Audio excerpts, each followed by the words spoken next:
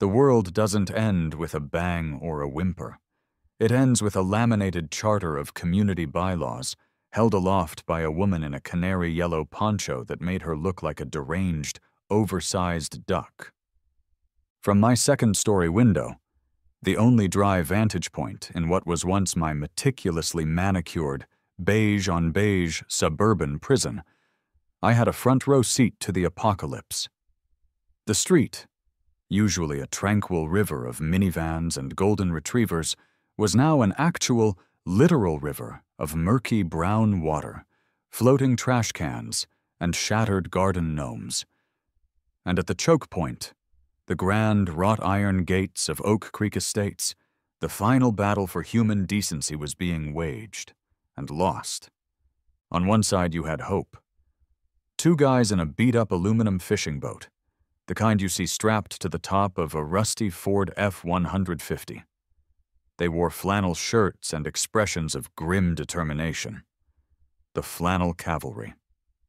They were the first sign of outside help we'd seen since the sky had fallen last night.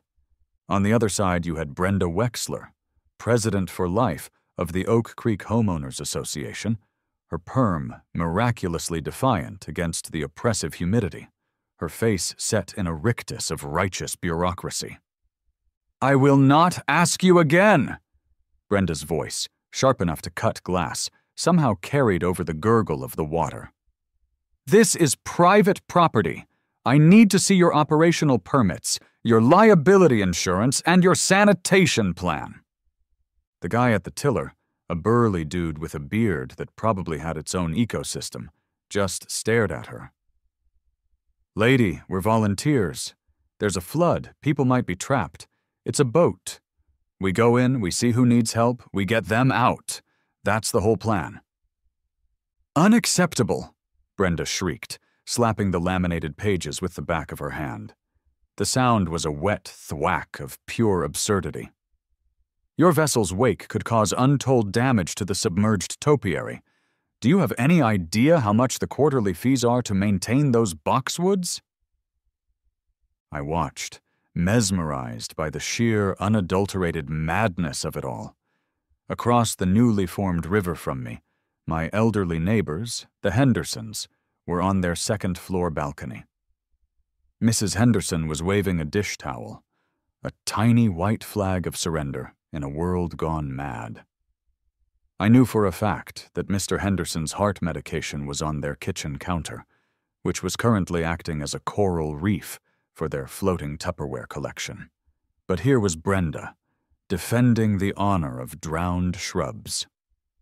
Two of our city's finest, Officer Miller and Officer Davis, stood on the sliver of high ground near the gate, looking profoundly tired. Miller, the older one, had the weary resignation of a man who had seen every possible flavor of human stupidity and was no longer surprised by any of them. Davis, a rookie, just looked confused, as if he was trying to figure out which page of his academy textbook covered HOA tyrants during natural disasters. "Ma'am," Officer Miller said, his voice a gravelly sigh. "With all due respect, the city's emergency services are overwhelmed. These gentlemen are offering to help. Maybe we can just overlook the paperwork for a bit."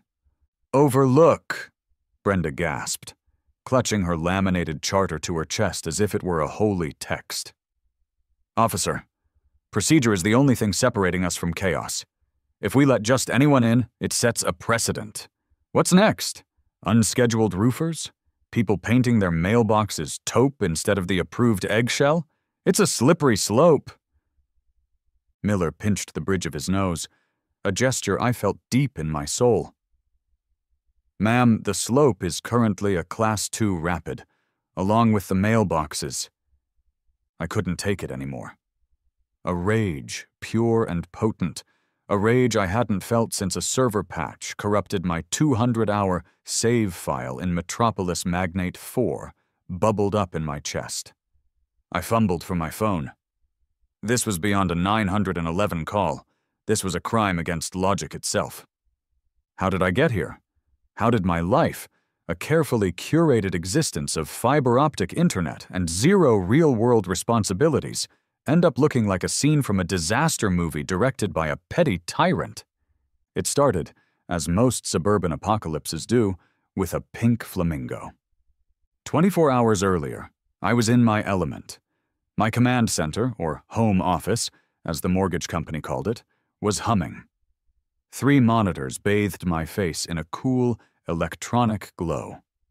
On the main screen, my magnum opus, a sprawling virtual city of 10 million souls, complete with a flawlessly efficient maglev train system, a zero-carbon fusion power grid, and, my pride and joy, a series of rooftop parks that had won the coveted Golden Acorn in-game award. "All right, chat," I narrated into my headset, my voice a smooth blend of dry wit and caffeine. "We're rerouting the monorail through the Plutonium District. What's the worst that could happen? It's not like the city council has bylaws against its citizens developing a healthy green glow." My stream chat scrolled by, a waterfall of emojis and in-jokes. I was Logistileo, a mid-tier streamer with a dedicated following who appreciated the zen of perfect urban planning. My real life was a comfortable mess of takeout boxes and mismatched socks. But online, I was a god. A god of zoning ordinances and traffic management. Then, an email dinged. It wasn't from a sponsor or a fan. The subject line was a jolt of pure, undiluted suburbia. Urgent. Community Guideline Violation. Section 4, Subsection B7. Unapproved lawn ornamentation. "Oh, you have got to be kidding me," I said, breaking character. I swiveled my chair and angled my webcam toward the window. On my small, HOA-approved patch of grass, standing in defiant, garish glory, was a single pink plastic flamingo. My buddy Dave had planted it there as a joke after our last game night. I read the email aloud to my stream, my voice dripping with theatrical despair. A flagrant disregard for the community's aesthetic harmony. They've given me 24 hours to rectify the situation or face a fine of $50. I leaned into the mic. "Folks, this is the final boss of adulting. Not a dragon, not a dark lord. Just a 50-something woman named Brenda with a clipboard, a perm, and the unholy power to fine you for unapproved whimsy." My chat loved it. The meme started instantly, but my rant was cut short by a glance out the window. The sky had turned a bruised, ugly purple. The wind was picking up. "Speaking of the wrath of God," I muttered, signing off. "Gotta go deal with the flamingo felony, chat. Catch you on the flip side." I never got to the flamingo. By nightfall, the rain wasn't just falling. It was attacking. It came down in solid, deafening sheets. My phone, which had been buzzing with flamingo memes, now blared with a terrifyingly loud flash flood warning. A quick look outside confirmed it. The street was gone, replaced by a churning, rising torrent. The pristine petunia beds Brenda was so proud of were the first to go, their cheerful colors swallowed by the brown deluge. Well, so much for the community's aesthetic harmony, I thought. Bet there's no HOA fine for unauthorized act of God, but Brenda will probably find one. Failure to maintain adequate elevation, maybe? Then the lights flickered, buzzed, and died, plunging me into darkness. A moment later, I felt a cold wetness seeping into my socks. The water was already breaching the front door. A strange calm washed over me. The part of my brain that spent 60 hours a week managing resource chains and disaster scenarios in video games switched on. All the low-level anxiety of real life faded away, replaced by a simple, clear objective: asset protection. "Okay, Leo," I muttered to myself, my breath fogging in the cool air. "Triage. High-value targets to high ground." For the next hour, I was a machine. My gaming PC, my monitors, my consoles, my entire livelihood went upstairs, piece by painstaking piece. I moved my emergency food stash, 3 family-sized bags of Cool Ranch Doritos, a box of protein bars I'd bought in a fit of aspirational health, and a case of energy drinks, onto the kitchen counter. It wasn't much, but it was a start. The water rose steadily, a silent, implacable thief. By the time I made my last trip, it was swirling around my calves. The first floor of my house was a total loss, but my digital worlds and my supply of processed corn snacks were safe. Priority 1, complete. The dawn brought the true horror. I stood at my second-story window, the one that now overlooked the Great Lake of Oak Creek. The silence was the eeriest part. No birds, no cars, just the gentle, lapping sound of water against the walls of my house. My neighbor's Prius looked like a sad, silver turtle. I saw Gary, the neighborhood's resident doomsday prepper, happily kayaking in full tactical gear, a smug look on his face. He gave me a thumbs up. Of course he was prepared. The guy had been planning for the end of the world since Y2K. A little flood was practically a vacation for him. That's when I saw the Hendersons waving their dish towel, and that's when I saw the boat, and that's when I saw Brenda, which brings us back to now. My thumb hovered over my phone screen. I had called 911. They were aware, but hands are tied, sir. It's a civil matter on private property. A civil matter. People could be dying, but as long as it was happening behind the gates of Oak Creek Estates, it was as private as a diary. Fueled by Doritos and righteous indignation, I did the only thing I knew how to do when faced with overwhelming, illogical stupidity. I went live. I propped my phone on the windowsill, checked the battery pack, and hit the Start Stream button. I didn't even bother with a fancy title. It was just, "My HOA is going to kill us all. Literally." The camera was shaky. The lighting was terrible. I looked like a man who had been sleeping in his clothes and living on fear, which was accurate. "Chat," I began, my voice a harsh whisper shout. "Welcome to Oak Creek Estates, a gated community currently experiencing what the experts call a catastrophic failure of common sense." I angled the phone to give them the full picture. The water, the stranded houses, and the centerpiece, the standoff at the gate. My viewer count, usually a comfortable few hundred, started to climb. 1K, 2K. "You see that woman down there?" I zoomed in as best I could.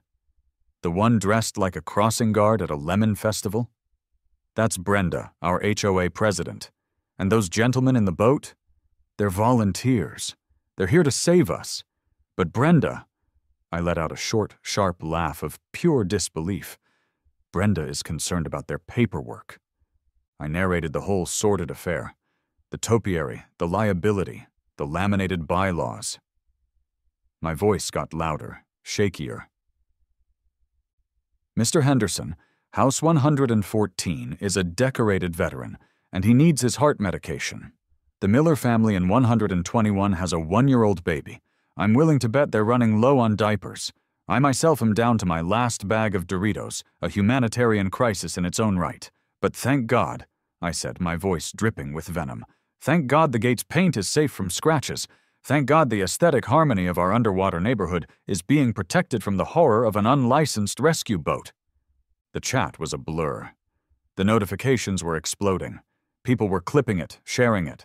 #HoaKaren, #Suburban Standoff, #Let Them In. The hashtags flew by. I wasn't paying attention. I was just a geyser of frustration. This is it, folks. This is the system working as intended. A system so obsessed with rules that it forgets what the rules are for, to protect people, not to protect boxwoods from a boat's wake during a natural disaster. I was practically screaming now. "Someone needs to do something!" The rant lasted maybe 3 minutes, tops. I ended the stream, my whole body trembling. I slumped against the wall, emotionally and physically spent. And then my phone rang. An unknown number. Probably a troll who got my number leaked. I answered with all the grace I could muster. Yeah, what? A woman's voice, calm and impossibly professional, came through the speaker. Is this Leo Maxwell? Who's asking? I grumbled. If you're selling extended car warranties, my RAV4 is currently a submarine, so I'm probably not your target demographic. There was a brief pause. Mr. Maxwell, my name is Director Thompson. I'm the Regional Disaster Response Coordinator for the American Red Cross. I laughed, a tired, cynical laugh. It had to be Dave. Or maybe Kevin from my Discord. It was a good prank, I had to give them that. Oh, the Red Cross, I said, playing along. Fantastic. Glad you guys got my message. Can you send wine? My emergency stash is compromised, and I'm not sure I can face the collapse of civilization on protein bars alone. The voice on the other end did not laugh. Mr. Maxwell, she said, her tone suddenly as sharp as ice. We saw your live stream. One of my aides is a follower of yours. He put it on the monitor in our command center. I went very, very still. Your stream, she continued, gave us the first clear, actionable intelligence from inside that specific zone. The police lines are clogged. Official channels are a bureaucratic nightmare.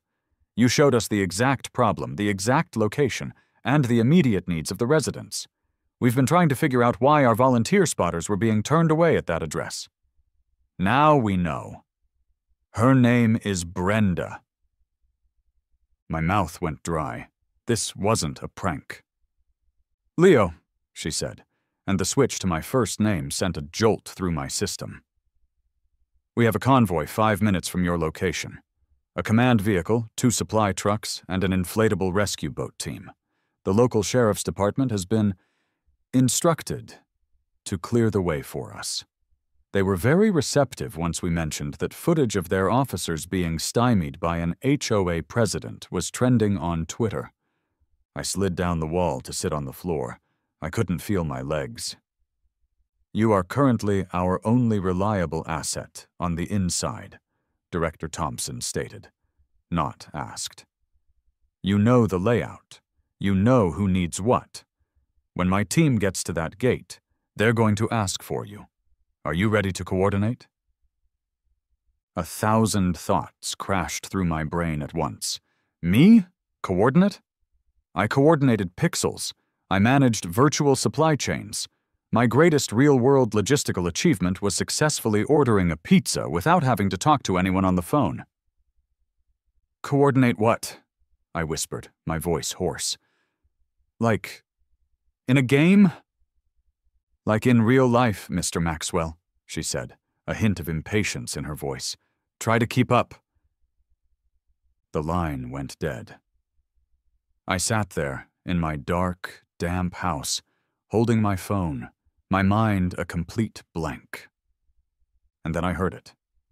It started as a low thrum, a vibration I felt more than heard. It grew steadily, resolving itself into a sound I hadn't heard in 2 days. The sound of heavy engines. It was a deep, guttural roar, accompanied by a sound that cut through the silence like a knife. Sirens. Not the yelping whoop of a police car, but the deep, authoritative wail of heavy-duty vehicles.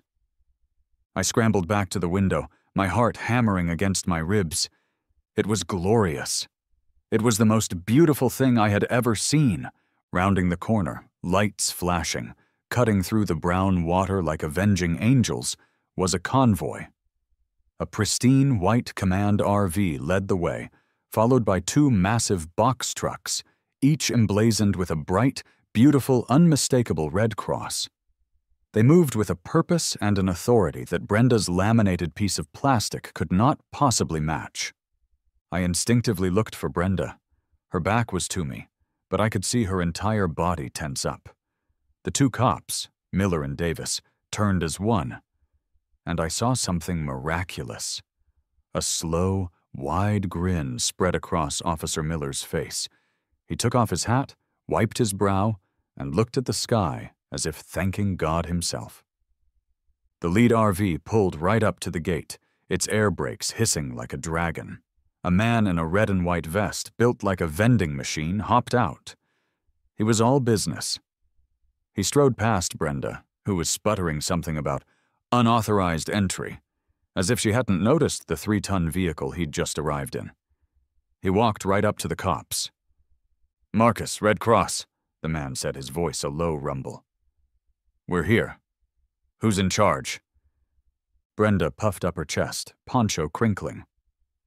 I am the president of this homeowners asso—" Marcus didn't even look at her. He glanced down at a tablet in his hand. "I'm looking for a Leo Maxwell," he said. "Our regional director says he's the on-site coordinator." On-site coordinator. The words echoed in the sudden silence. Officer Miller's grin widened. Without saying a word, he lifted an arm and pointed a single, definitive finger directly at my window. Every head turned. Brenda's, Marcus's, Davis's, the flannel volunteers in the boat. They all looked up. And there I was. I had stumbled out onto my small second-floor balcony, a pathetic concrete slab that was usually reserved for a dead plant. I was wearing a wrinkled gaming hoodie and 3-day-old sweatpants. My hair looked like a bird had tried to build a nest in it and then died of fright. I was the on-site coordinator. I gave a weak, pathetic little wave. The look on Brenda's face. Oh, the look on Brenda's face. It was a masterpiece. A symphony of confusion, outrage, betrayal, and pure, sputtering humiliation. It was a look I would treasure for the rest of my life. Marcus raised his phone to his ear. A second later, my own phone buzzed. It was an unknown number, but I had a pretty good idea who it was. "Leo?" Marcus's voice boomed from the street and through my phone simultaneously. "You got eyes on the neighborhood?" Adrenaline, pure and uncut, surged through my veins. It was like the moment in a game when you've finished the tutorial and the world map finally opens up. Terror and excitement all at once. My gamer brain, the part of me I'd always dismissed as useless, took over. The fog of panic cleared, replaced by the crisp, cool logic of a logistics simulation. "Yeah," I said, my voice surprisingly steady. "Yeah, I got eyes." "Talk to me," Marcus said. "What are your priorities?"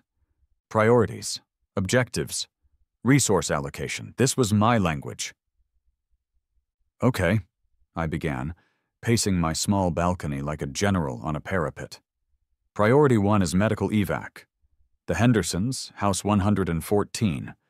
The blue 2-story directly across from me. Frank Henderson needs heart medication. They're both elderly. Get the boat to them first." "Copy that.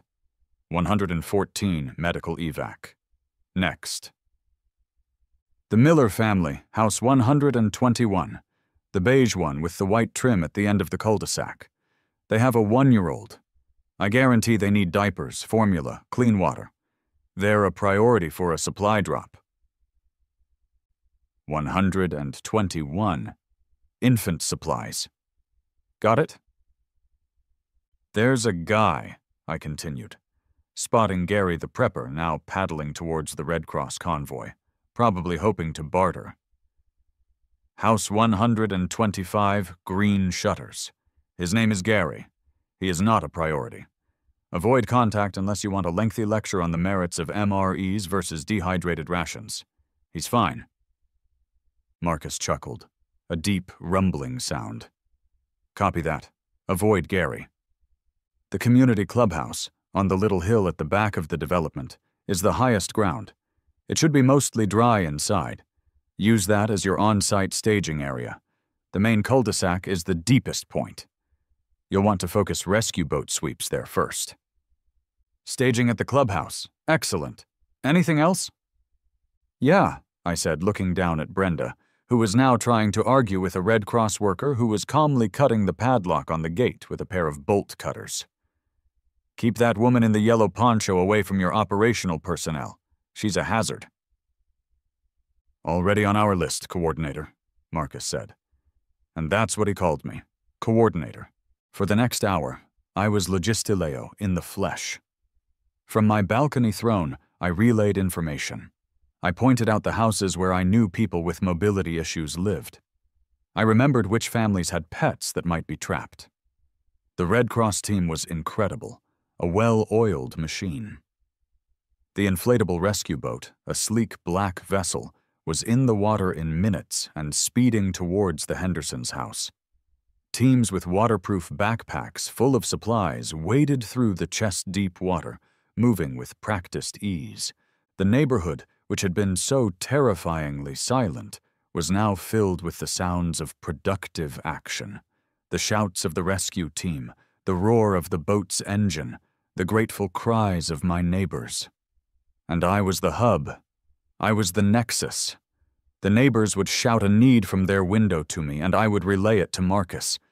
It was the most useful I had ever felt in my entire life. Of course, Brenda couldn't let it stand. Having lost the battle at the gate, she had apparently decided to take the fight to the next front.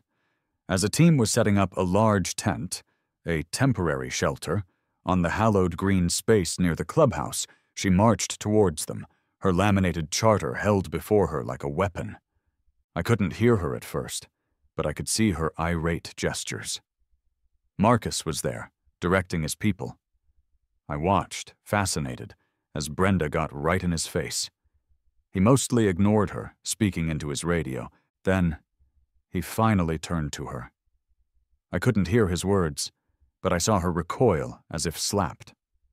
I wished more than anything that I could have heard it. Later that day, after they had evacuated me from my house, along with my PC, which two burly Red Cross workers carried like a holy ark, I got the story from Marcus. We were in the clubhouse, which was now a humming command center. The air smelled of coffee and damp clothes. "So what'd you say to her?" I asked, sipping the best, most glorious cup of lukewarm instant coffee I'd ever tasted.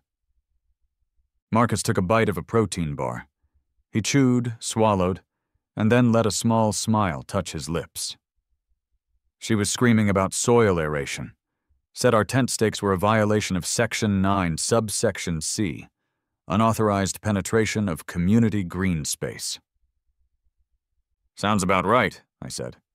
"I was busy," Marcus said, coordinating with the chopper for a roof evac 2 blocks over. I told her to wait. She grabbed my arm. "Big mistake." He looked down at his bicep, which was roughly the size of my thigh.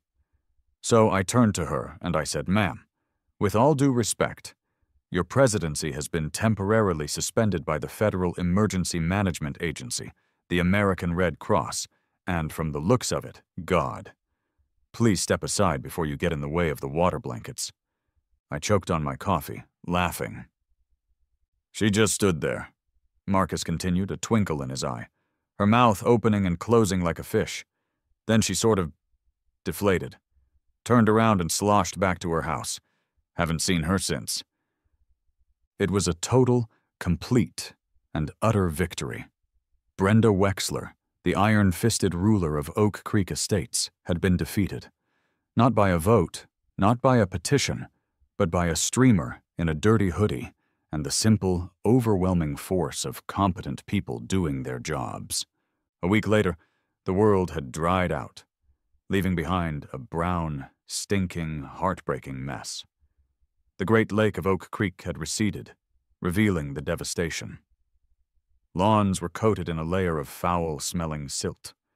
Cars were ruined, their interiors a swamp of mold and misery.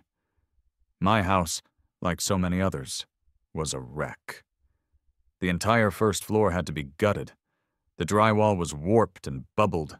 The floors were peeling up. The smell was a unique blend of mildew, sewage, and shattered dreams.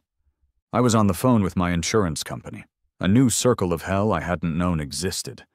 The hold music was a tinny, synthesized version of a song that was probably cheerful once, but was now just mocking me. That's when the contractor arrived. His name was Gus. He was a big, barrel-chested guy with a formidable gray beard and hands the size of dinner plates. He walked through my ruined living room, poking at the soggy walls with a thick finger and making grim, guttural noises. "Yep," he said, his voice a low rumble. She's a gut job, down to the studs. Insulation's shot, wiring's probably compromised. Gonna be months of work, kid. Supply chains are a disaster area all on their own. I sighed, leaning against a door frame that was no longer quite square. Great, just add it to the list. Gus stopped his inspection and squinted at me, his head cocked to one side. Hey, he said slowly. You're that kid, right? The streamer? The Logistaleo fella? I blinked. Yeah, that's me. My wife showed me the video, he said, a slow grin spreading across his face, revealing a gold tooth. The one where you were on your balcony like some kind of king directing traffic. The one who told that HOA witch to pound sand and called in the cavalry? I guess, I said, feeling a blush creep up my neck. I mostly just complained online very loudly. Gus let out a booming laugh that echoed in the empty, ruined room. Ha! I knew it. My brother-in-law Danny? He was one of the guys in the fishing boat she blocked. Man, we've been laughing about that story all week. Unauthorized wake, he mimicked in a high-pitched, screechy voice. What a piece of work. He clapped me on the shoulder, a gesture that nearly sent me through the non-existent wall. All right, kid. Tell you what, I like your style. I'm gonna bump you up the schedule. We'll call it the local legend discount. Anyone who sticks it to Brenda Wexler is a friend of mine. I stared at him, speechless. A discount? A priority spot? For complaining on the internet? It was the first piece of good news I'd had in a week. Maybe, I thought, my useless skills weren't so useless after all. The true reckoning, however, was yet to come. 2 weeks after the flood, an email went out. An emergency HOA meeting was being called. It was to be held in the community clubhouse, which still served as a part-time disaster relief center. Attendance was mandatory. The atmosphere in the clubhouse was tense. The whole neighborhood was there, sitting on mismatched folding chairs amidst leftover boxes of bottled water and granola bars. The air smelled of bleach and collective trauma. Brenda was there, sitting in the front row, looking small and severe. She wasn't wearing yellow, but a tight beige pantsuit that served as a kind of emotional armor. She stared straight ahead, avoiding eye contact with everyone. The meeting was called to order by a resident I barely knew. They talked about debris removal, special assessments, and insurance claims. It was dull, bureaucratic, and exactly the kind of thing Brenda usually reveled in. But she was silent. Then Mrs. Henderson stood up. She was a tiny woman, made even smaller by the events of the past weeks, but her voice was clear and strong. I have something to say, she began. Everyone quieted down. For 10 years, we have allowed the leadership of this community to focus on the trivial. The color of our doors, the height of our grass, the placement of our basketball hoops. We were told this was for the good of the community, for our property values. She paused, and her eyes found Brenda's. But when a real crisis came, when our lives and our homes were on the line, that leadership did not protect our property. It did not protect our community. It stood in the way of help. It valued its own power over our safety. She took a deep breath. Therefore, I move for a vote of no confidence in our current president, Brenda Wexler. A stunned silence fell over the room for a single second. Then it erupted. "Seconded!" shouted a man from the back. "I'll second that!" yelled another. It was a chorus of seconds. Brenda went white. She started to stand up to protest, but Mr. Henderson put a gentle hand on her arm, and she sank back into her chair, defeated. The vote was called. It wasn't even close. It was a landslide. A forest of hands went up to oust her. When the call came for those opposed, only one hand went up, Brenda's own. A final, pathetic act of defiance. There was a moment of joyous, shocked silence. We had done it. The witch was dead. And then a new horror. Gary the Prepper stood up, his tactical vest creaking. "Great. Now we need a new president," he declared. "I nominate someone who knows logistics, someone who can get things done under pressure, someone who isn't afraid to take charge when things go sideways." He turned and pointed directly at me. "I nominate Leo Maxwell." Oh no, no, no, no, no. My blood ran cold, my stomach dropped. A wave of nausea washed over me. Me, president of the HOA? The very organization that was the bane of my existence? It was a nightmare. It was a cosmic joke. "No," I squeaked, my voice cracking. I stood up, waving my hands frantically. "No! Absolutely not! I decline! I refuse! I object! Veto! I veto the nomination!" Gary ignored me. All in favor? Hands started going up all over the room. The Hendersons, the Millers, Gus, the contractor, who was there representing his brother-in-law. Dozens of them. They were smiling.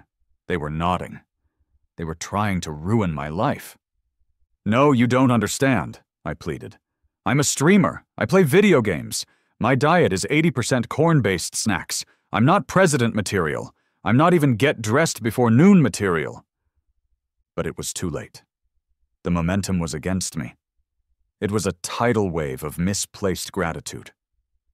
Finally, after 5 minutes of my increasingly frantic and desperate refusals, Mrs. Henderson stood up again and brokered a peace.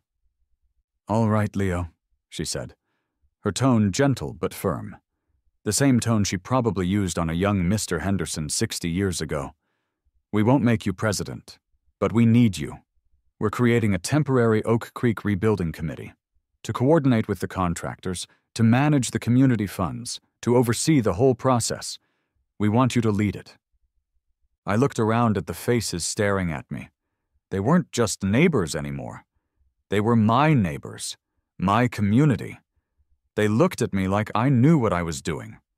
They were wrong, of course, dead wrong, but they believed it. And after everything we'd been through, how could I say no? "Fine," I sighed, slumping back into my chair. "I'll lead the committee, but I'm not wearing a pantsuit." A small cheer went up. I just buried my face in my hands. I was Logistileo, streamer, rebuilding coordinator, and the most reluctant community leader in the history of suburbia. 6 months later, life had found a new, stranger normal. My house was rebuilt, better than before. Gus had done a hell of a job. The whole neighborhood was different. The flood had washed away more than just topiary and mailboxes. It had washed away the sterile, lonely perfection. People talked to each other now. We had neighborhood barbecues. We had a community message board that wasn't just people complaining about parked cars. We were bonded by shared trauma, and it had made us stronger. My stream had changed too. My viewership had quadrupled. They had followed the whole saga.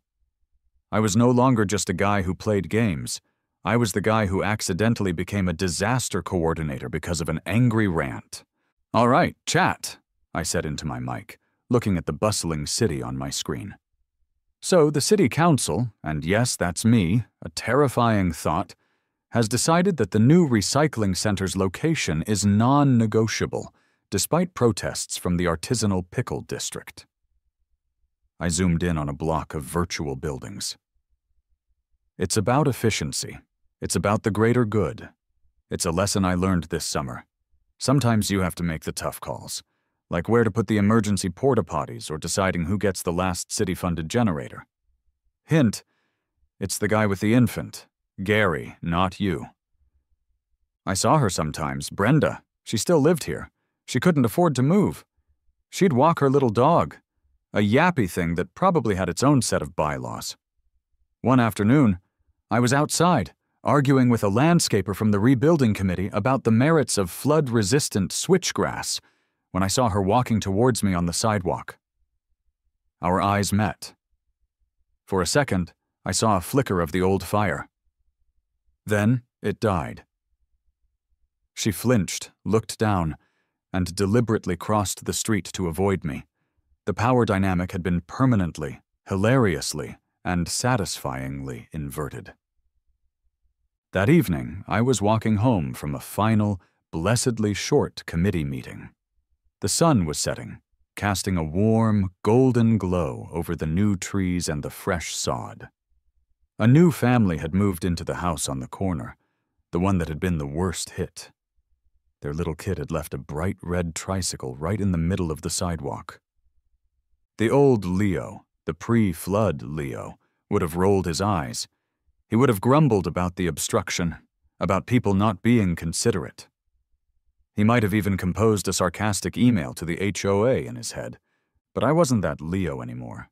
I smiled. I walked over, picked up the little red tricycle, and carried it up the family's driveway, leaving it propped safely against their front porch. Back in my command center, my perfectly rebuilt office, I cracked open an energy drink and looked out the window. My kingdom.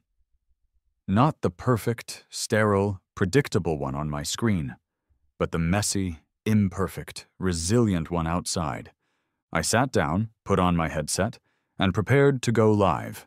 "You know," I said, more to myself than to the waiting audience, "for years I built perfect cities, all neat lines and predictable outcomes. I thought this place, with its rules and its beige mailboxes, was trying to be that. But I was wrong." I looked out at the streetlights flickering on, at the houses filled with people I actually knew now. A real community isn't clean. It's messy. It's tricycles on the sidewalk and neighbors who need your help and, yeah, even the occasional biblical flood. Turns out the best systems aren't the ones that prevent chaos. They're the ones that help you deal with it when it arrives. A smile touched my lips. Who knew? All it took was one angry Karen, a viral rant, and a whole lot of water to teach me that. I hit the Go Live button and got to work.